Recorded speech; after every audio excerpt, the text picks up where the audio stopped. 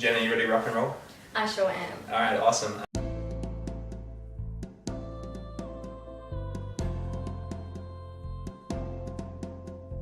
you want to start us off by telling a little bit more about yourself and what you're working on now? With a lot of sacrifices and a lot of strategic planning, I was able to retire based on my passive income at 25. And then at the same time, I decided to spend the time that I now have free creating my company Lyons Property Mentoring, which is now the education platform that I get to educate other people around property investing to be able to do the same thing.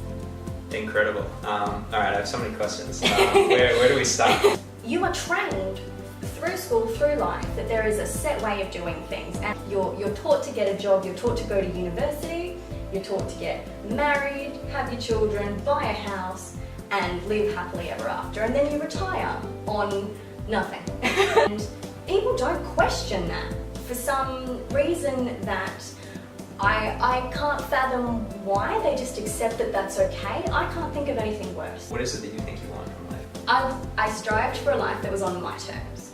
I'm in a position now where I'm starting to do these things. Like, I've been to multiple countries this year. I've created a company that fulfills me incredibly in terms of how I get to give back to people. And if I can do that sitting on a beach, you know, overlooking Rottnest Island, then, you know, I say it's a win. So I should just say, it was really sort of a complete coincidence that we were able to do this interview. It's fantastic though, isn't it? Which is awesome, yeah, because we're in Perth, we're here at Cottesloe Beach, the weather is incredible, so yeah. And it's what, it's a Wednesday? Yeah, Wednesday, 2 o'clock. All the people I've worked for, and I've worked for great people and terrible people, I am my own worst boss.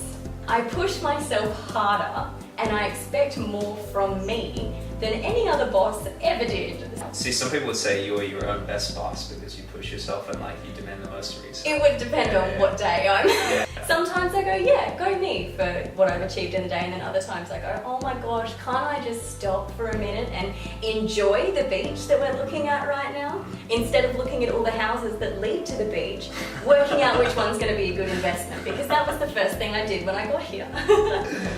What sort of questions do you get very often from people that really know you? No, it's not the questions per se, it's the look that they give me. Explain it. It's the look of, even just the other night, I was talking to a friend's friend, and they're like, oh, what do you do? But I said, well, I'm actually retired.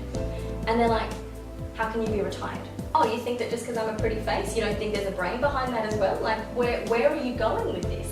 And you try not to get offended at the fact that they're shocked and surprised that, heaven forbid, you could actually achieve anything in your life. Who are you to tell me that I can't do these things? And it started off as annoying and it started off as hurtful, but I'm at the point now where I almost take it as a compliment, because what choice do you have? You can't take offense when it's purely because they don't understand.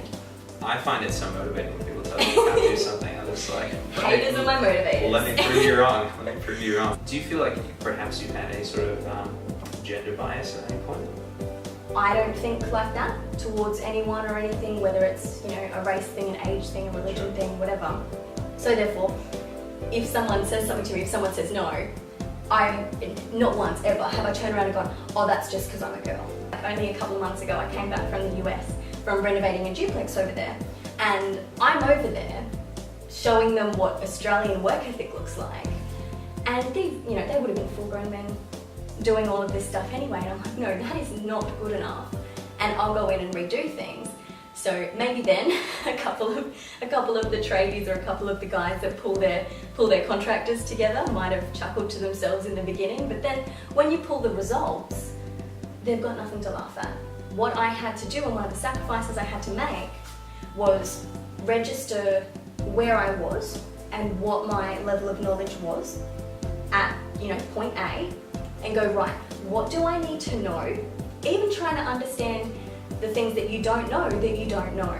Like when you're when you first start off, there's such a huge learning curve there, and most people say, no, too hard. If I didn't learn it at school, it's because I don't need to know it, and they go on to their full-time jobs.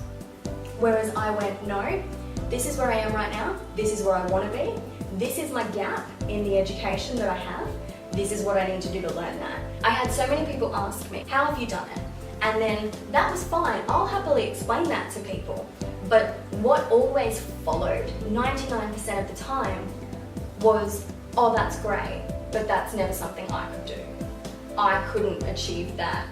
I'm not this, I'm not that, I don't have enough money. And it drove me crazy, thinking that they can't do this stuff and that they can't, they can't live that life, and they think that they're stuck in this job. So I got to the point where instead of just trying to individually shake everybody to try and show them that they can do this stuff, it led to the conception of Lyons Property Mentoring, so that I can reach people on a bigger scale.